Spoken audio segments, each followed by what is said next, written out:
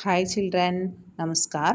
അപ്പോൾ നമുക്ക് സുമിത്രാനന്ദ് പന്തിയുടെ പർവ്വത പ്രദേശ് മേം പാവസ് എന്നുള്ള ലെസനാണ് നമുക്ക് ഇതിലൂടെ നമുക്ക് പഠിക്കാൻ പോകുന്നത്.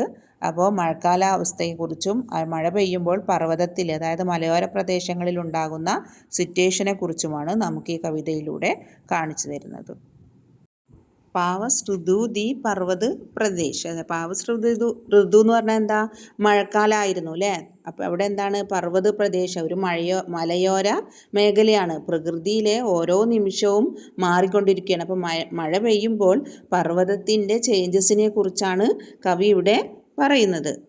അവിടെ എന്തായിരുന്നു? മലയോരമായിരുന്നു, മലയോര പ്രദേശമായിരുന്നു. പൽ പൽ പരിവർത്തൻ പ്രകൃതി വേഷു. ഓരോ നിമിഷവും പെട്ടെന്നാണ് പ്രകൃതിക്ക് എന്ത് ചെയ്യുന്നത്? ചേഞ്ച്, ഇടയ്ക്കിടയ്ക്ക് പ്രകൃതിക്ക് ചേഞ്ചസ് വരികയാണ്. അപ്പോൾ മഴ വരുന്നു, വെയിൽ വരുന്നു, അങ്ങനെ പ്രകൃതിയിൽ, ഭൂമിയിൽ ഒരുപാട് മാറ്റങ്ങൾ വരുന്നുണ്ട്. അപ്പോൾ ആകാശത്തിൽ വരുന്ന മേഘങ്ങളെക്കുറിച്ചും അതേപോലെ പ്രകൃതിയിൽ വരുന്ന മഞ്ഞിനെക്കുറിച്ചും മൂടൽ മഞ്ഞുകളെക്കുറിച്ചും ഒക്കെ കവി വളരെ ഭംഗിയായിട്ടാണ് ഈ കവിതയിൽ പറയുന്നത്. അപ്പോൾ ഈ 2 ലൈനിൻ്റെ വ്യാഖ്യാനം എന്താണ്? പർവ്വതീ ക്ഷേത്രമേ വർഷ ഋതു കെ സമയ പഹാഡ് ക്ഷൺ ക്ഷൺ മേ രൂപ് ബദൽത്താ ഹുവാ ദിക്കായി ദേ രഹാദ. പർവ്വതീയ ക്ഷേത്രം, അതായത് പർവ്വതത്തിൽ, മലയോര മേഖലയിൽ മഴക്കാലമായിരുന്നു ആ സമയത്ത്. പഹാഡ്, പർവ്വതത്തിൽ പെട്ടെന്നാണ് ക്ഷൺ ക്ഷൺ മേ രൂപ്, അതിൻ്റെ രൂപം മാറ്റം വരികയും അതാണ് ഇവിടെ കാണപ്പെടുന്നത്. അപ്പോൾ മേഘലാഘാർ പർവ്വത് അബാർ അപ്പനെ സഹസ്രഗ് സുമൻ ഫാഡ്, അതായത് മേഘലാഘാർ, അതായത് ഒരു അരഞ്ഞാണത്തോടാണ് കവി ഉപമിച്ചിരിക്കുന്നത്. അതായത് കവി എന്താണ്? പർവ്വത് അബാർ അല്ലേ, പർവ്വതത്തിൻ്റെ ആ ആകൃതിയെ എന്തിനോടാണ് ഉപമിച്ചിരിക്കുന്നത്? ആഭരണത്തോട്. എങ്ങനെയുള്ള ആഭരണം? അരപ്പട്ട, അരഞ്ഞാണം പോലത്തെ അതിനോടാണ് കവി ഉപമിച്ചിരിക്കുന്നത്. അപ്പോൾ അരഞ്ഞാണാകൃതിയിലുള്ള പർവ്വതങ്ങൾ എന്താ ചെയ്യുന്നത്? അപ്പനെ സഹസ്രദൃ, ആയിരക്കണക്കിന് ദൃഗ് പൂക്കൾ, കണ്ണുകളാകുന്ന പൂക്കൾ, ഫാടുക്കർ എന്ന് പറഞ്ഞാൽ കീറി മുറിക്കുക. അതായത് എന്താണ്? ആ കണ്ണുകൾ തുറന്നിട്ട് അവലോക് രഹാഹേ, അവരെന്ത് ചെയ്യാണ്? നോക്കിക്കൊണ്ടിരിക്കുകയാണ്. ബാർ വീണ്ടും നീച്ചെ ജൽമേ നിജ് മഹാകാർ, എന്താണ്? താഴെ വെള്ളത്തിലുള്ള ആ വലുപ്പം നോക്കിക്കൊണ്ട്, വലുപ്പത്തിലേക്ക് നോക്കിക്കൊണ്ട് കവി പറയണം. അതായത് അവർ ജിസ്കി ചരണോമേ പലാത്താൽ, അതിൻ്റെ കാലടിയിൽ, അതായത് അതിൻ്റെ അത് എന്ത് ചെയ്തിട്ടുള്ള, അതിൻ്റെ പാദങ്ങളിൽ പരിപാലിച്ചിട്ടുള്ള എന്നാണ്. ആ പർവ്വതനിരകൾക്ക് താഴെ ഒഴുകിക്കൊണ്ടിരിക്കുന്ന ആ താലാബ് അല്ലേ, ആ പോണ്ടുകൾ എല്ലാം തന്നെ, അല്ലെങ്കിൽ ആ മലനിരയിലൂടെ ഒഴുകി വരുന്ന ആ വെള്ളം, മലയുടെ വെള്ളത്തിൽ നോക്കുമ്പോൾ കവി എന്താണ്? വലിയ കണ്ണാടിയായിട്ടാണ്. ദർപ്പൺ സാഹേ ഫൈലാഹേ, ദർപ്പൺ എന്ന് പറഞ്ഞാൽ എന്താണ്? കണ്ണാടിയായിട്ടാണ്, വലിയ വിശാലമായ കണ്ണാടിയായിട്ടാണ് കവിക്ക് തോന്നുന്നത്. അപ്പോൾ കവി ഇവിടെ പർവ്വതങ്ങളുടെ ആകൃതിയെ ഒരു അരഞ്ഞാണത്തോടാണ് എന്ത് ചെയ്തിരിക്കുന്നത്? ഉപമിച്ചിരിക്കുന്നത്. മാത്രമല്ല അരയിൽ കെട്ടിയ ഒരു ആഭരണത്തോട് ഉപമിച്ചിരിക്കുന്നതെന്ന് മാത്രമല്ല, ആ ആകൃതിയുള്ള പർവ്വതങ്ങൾ അവിടെ എന്ത് ചെയ്യുന്നു? 1000 കണ്ണുകളുള്ള പൂക്കളായിട്ട്, ആ പൂക്കൾ എന്താണ്? താഴെയുള്ള വെള്ളത്തിൽ അവയുടെ വലിപ്പം, ആ പൂക്കളിൻ്റെ ഭംഗിയെല്ലാം തന്നെ എവിടെ കാണുന്നുണ്ട്? ആ പർവ്വതത്തിൻ്റെ താഴെയുള്ള ആ വെള്ളനിരകളിൽ വെള്ളം ഒഴുകിക്കൊണ്ടിരിക്കുകയാണ്. അപ്പോൾ എന്താണ്? വളരെ മനോഹരമായിട്ട് പർവ്വതത്തിലൂടെ നുരഞ്ഞു പതഞ്ഞു ഒഴുകി വരുന്ന ആ വെള്ളത്തിൽ എന്താണ്? കണ്ണാടി പോലെ അവർക്ക് കാണാമെന്നാണ് പറയുന്നത്. അപ്പോൾ കവി പർവ്വതങ്ങളെ ഒരു അരഞ്ഞാണത്തോടാണ് ഉപമിച്ചിരിക്കുന്നത്, അരയിൽ കെട്ടിയുള്ള ഒരു ആഭരണത്തോടാണ് ഉപമിച്ചിരിക്കുന്നത്. അതേപോലെ തന്നെ ആ പർവ്വതങ്ങളിലുള്ള പൂക്കളുള്ള അതിനെ കണ്ണുകളായിട്ടാണ്, 1000 കണ്ണുകളായിട്ടാണ് കവി ഉപമിച്ചിരിക്കുന്നത്. അപ്പോൾ ആ കണ്ണുകൾ കൊണ്ട് താഴെ വെള്ളം ഇങ്ങനെ ഒഴുകിക്കൊണ്ടിരിക്കുകയാണ് താലാബിൽ അല്ലേ. അപ്പോൾ ആ മലനിരയിലൂടെ ഒഴുകിക്കൊണ്ടിരുന്നിട്ട് മലകൾ പരിപാലിച്ചിട്ടുള്ള ആ വെള്ളക്കെട്ടിനെ, അതായത് ആ താലാബിനെ അതിലേക്ക് നോക്കുമ്പോൾ കണ്ണാടിയായിട്ടാണ്, അതിലേക്ക് നോക്കുമ്പോൾ ഈ പ്രതിബിംബം കാണുകയാണ് അല്ലേ, അതിൻ്റെ ഷേഡോ കാണുകയാണ്. അപ്പോൾ ആ ഷെയ്ഡ് കാണുമ്പോൾ, അതായത് മലനിരകളുടെ ഭംഗി ഈ വെള്ളത്തിലൂടെ കാണാനായിട്ട് സാധിക്കുന്നുണ്ട്. അപ്പോൾ അതിനെ ഒരു കണ്ണാടിയായിട്ടാണ് കവിക്ക് തോന്നിയിരിക്കുന്നത്.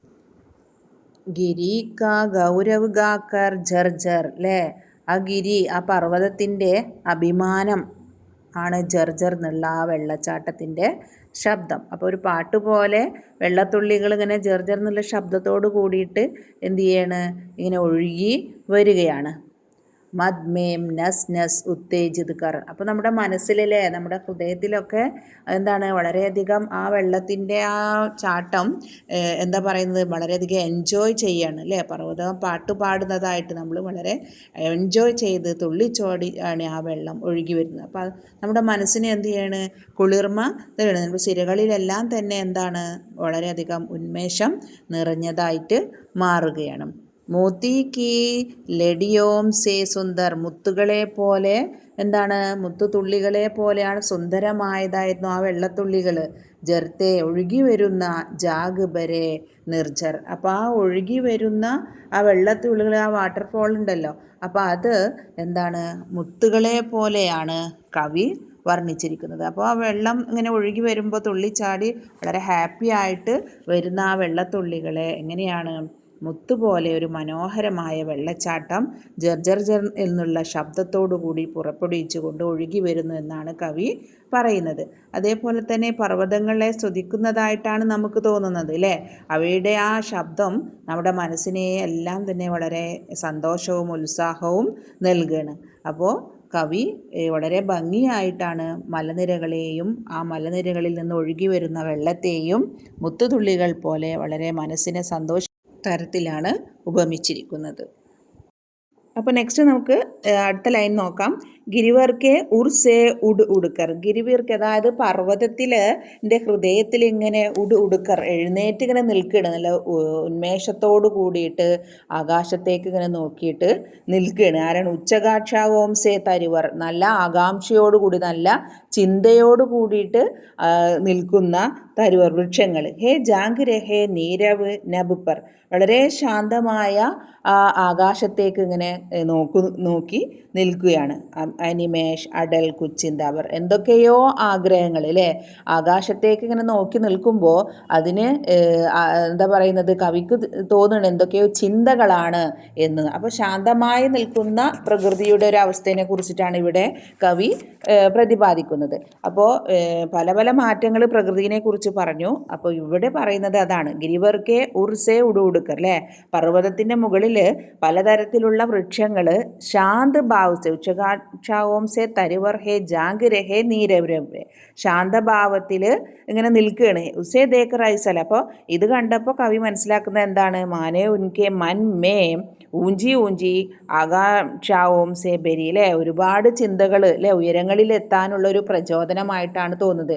എന്തൊക്കെയോ മരങ്ങൾ എന്തൊക്കെയോ ആകുലതയിൽ നിശ്ചലമായ ആകാശത്തേക്ക് നോക്കി ഇങ്ങനെ ചിന്തിച്ച് നിൽക്കുകയാണ് ഈ മലകളുടെ ഹൃദയഭാഗത്ത്.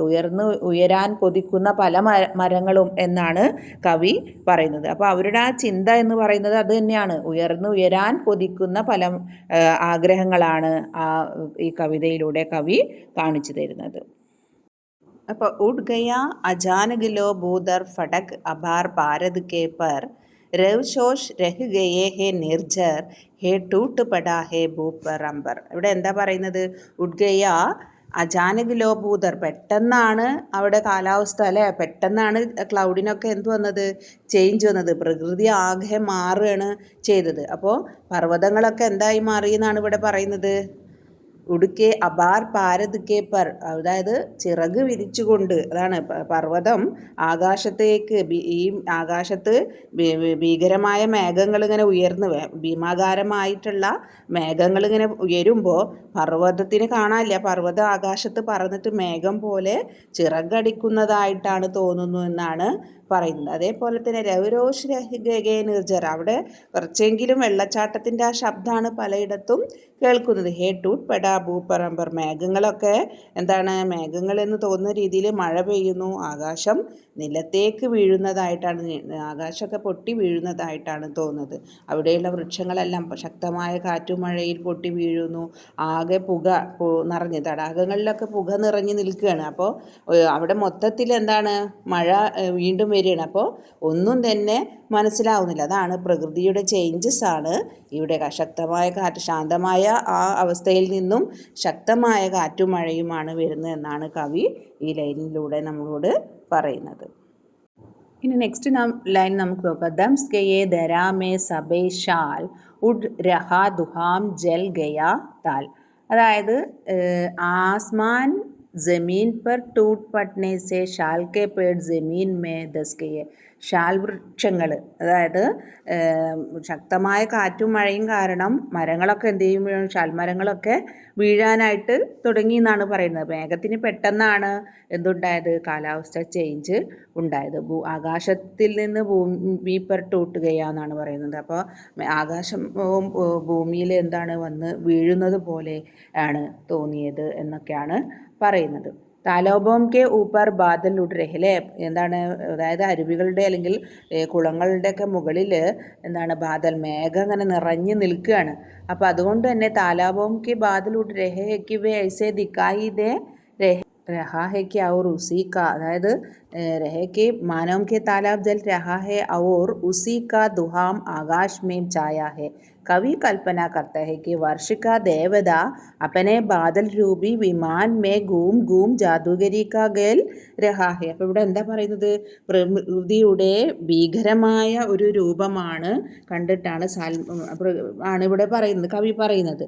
അപ്പോൾ സാൽമരങ്ങൾ ഭയന്ന് ഭൂമിയിൽ എന്താണ് മറിഞ്ഞ് വീഴാണ്. അത്രയും കാറ്റും ശക്തമായ കാറ്റും മഴയും കാരണം ചുറ്റും പുക നിറഞ്ഞിരിക്കുന്നതിനാൽ എന്താണ് കുളത്തിൽ തീ പടർന്നതായിട്ട് ആണ് കവിക്ക് തോന്നിയത്. അപ്പോൾ ഇത് കവി, അതായത് എന്താണ് പറയുന്നത്, കവി ചിന്തിക്കുന്നത് എന്തെന്നാൽ വർഷിക്കാ ദേവത അല്ലേ, വർഷദേവത, അതായത് ഇന്ദ്രൻ്റെ എന്താണ് മാന്ത്രികമാണ്, ഇന്ദ്രജാലമാണ് എന്നാണ് പറയുന്നത്. ബാദൽ രൂപി വിമാൻമേ, അപ്പം മേഘമാകുന്ന ആ വിമാനത്തിൽ ഇവിടെ ചുറ്റിക്കറങ്ങിക്കൊണ്ട് ഗേൽ ഗേൽ രഹാഹേ, അവിടെ കറങ്ങുന്നതായിട്ടാണ് അല്ലേ, വിമാനമായിട്ട് അവിടെ വന്നിട്ട് അവിടെയും ഇവിടെയും ഉണ്ട്. അപ്പോൾ ആകാശത്ത് ഭീമാകാരമായ മേഘങ്ങളും ആ മേഘങ്ങൾ എന്താണ് ചുറ്റും പുക നിറഞ്ഞിട്ടാണ് തോന്നുന്നത്. അതുകൊണ്ട് തന്നെ താലാപമൊക്കെ എന്താണ് പുകയാണ്, പടർന്ന് നിൽക്കുകയാണ്. അപ്പോൾ ഇതെല്ലാം ഇന്ദ്രൻ്റെ ഈ കാലാവസ്ഥയിൽ ഇന്ദ്രൻ എന്ത് ചെയ്യാണ്, മേഘമായി വന്നിട്ട് മേഘസമാനമായ വിമാനമായി വന്നിട്ട് അവിടെയും ഇവിടെയും കറങ്ങി കളിച്ച് ചുറ്റി കറങ്ങുകയാണ് എന്നാണ് കവി നമുക്ക് കാണിച്ചു തരുന്നത്. അപ്പോൾ നമുക്ക് ഈ കവിതയിലൂടെ മഴ പെയ്യുമ്പോൾ പർവ്വതത്തിനുണ്ടാകുന്ന ചേഞ്ചസിനെ കുറിച്ചും അവിടെയുള്ള എന്താ പറയുന്നത് മനുഷ്യരെ പോലെ, അതായത് പ്രകൃതിയെ കുറിച്ചിട്ടാണ് കവി വർണ്ണിച്ചിരിക്കുന്നത്. അവിടെ മനുഷ്യനെയും കൂടെ അല്ലേ മഹത്വത്തെക്കുറിച്ചും അവിടെ ഉൾപ്പെടുത്തുന്നുണ്ട്. അതേപോലെ തന്നെ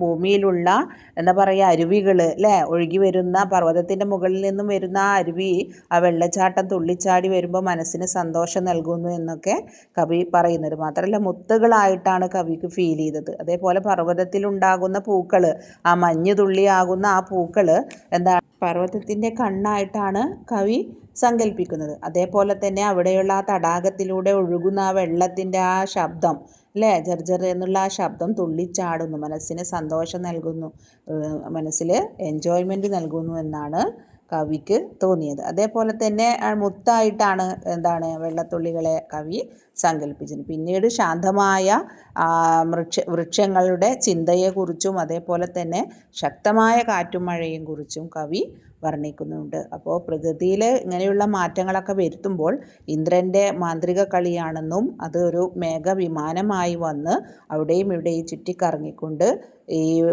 പർവ്വതങ്ങൾക്കിടയിലും ഭൂമിയിലുമെല്ലാം തന്നെ പ്രകൃതിയിൽ മൊത്തം ചേഞ്ചസ് വരുത്തുകയാണ് എന്നാണ് കവി ഈ കവിതയിലൂടെ നമുക്ക് കാണിച്ചു തരുന്നത്. അപ്പോൾ നിങ്ങൾക്ക് ഈ ലെസന് നന്നായിട്ട് ശ്രദ്ധിച്ച് പഠിക്കുക. അതിൻ്റെ എക്സ്പ്ലനേഷൻ, അതായത് ഹിന്ദി വ്യാഖ്യമൊക്കെ കൂടി ഞാനിതിൽ ഉൾപ്പെടുത്തിയിട്ടുണ്ട്. അപ്പോൾ നിങ്ങൾക്ക് ക്വസ്റ്റ്യൻ ആൻസർ അത് നോക്കി പഠിച്ചാൽ മതി. അപ്പോൾ നിങ്ങൾക്ക് ഈ വീഡിയോ ഇഷ്ടപ്പെട്ടാൽ ലൈക്ക് ചെയ്യുക, ഷെയർ ചെയ്യുക, സബ്സ്ക്രൈബ് ചെയ്യുക. അതേപോലെ തന്നെ നിങ്ങളുടെ ഫ്രണ്ട്സിനും ഒക്കെ ഒന്ന് ഷെയർ ചെയ്ത് കൊടുക്കുക കേട്ടോ. അതേപോലെ നിങ്ങളുടെ വിലയേറിയ അഭിപ്രായങ്ങൾ കൂടെ കമൻ്റായിട്ട് അറിയിക്കുക. Okay, thank